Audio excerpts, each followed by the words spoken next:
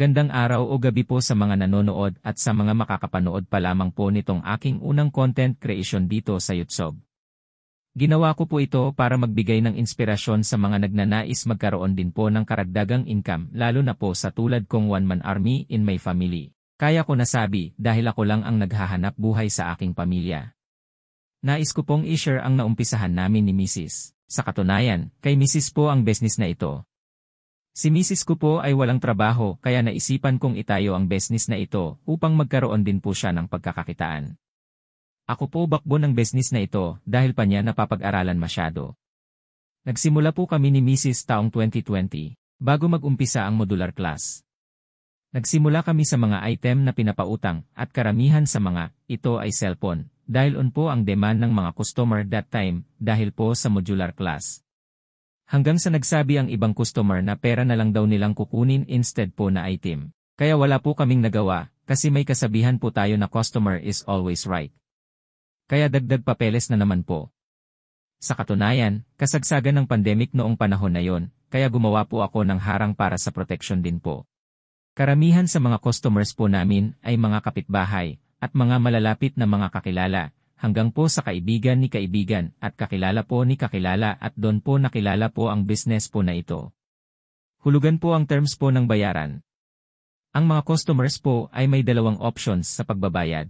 Ito po ay hulugan ng 5 months o 10 months.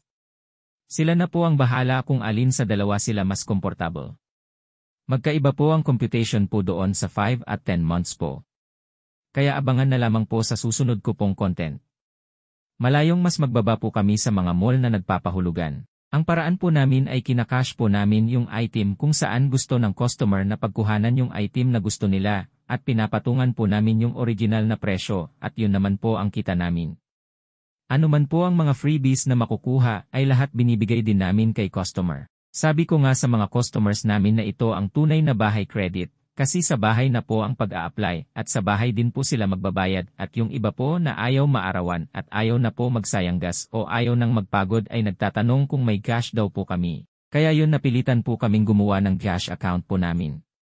Kaya yun sa cash na po nagbabayad yung iba naming customers, yun nga lang po may additional charge para sa cash out po. Ang transaction po ay personal o kaya online, kasi yung iba sa messenger sila nagtatanong at kapag nagkasundo sa bahay din sila tutuloy para sa pirmahan po ng documents. Para sa mga documents po, babanggitin ko po isa-isa sa susunod na mga content para magkaroon po ng ideya ang iba na ganito ang business at ang yung iba ding nais mag-umpisa ng ganitong business. Alam ko po na mas gamay na po ng iba ang ganitong business, pero gusto ko lamang pong i-share ang meron po kami. Kasi, para sa akin ay hindi sapat ang agreement contract na papeles.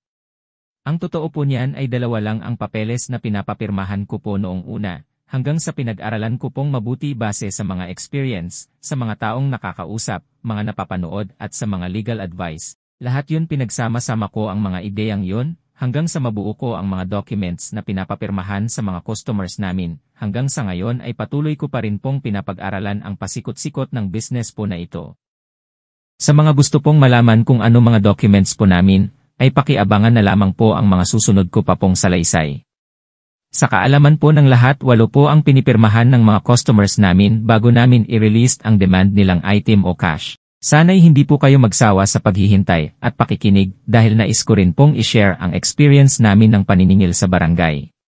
So, hanggang sa muli po, magandang araw o gabi po muli sa inyo mga ka-nego issue. Salamat po.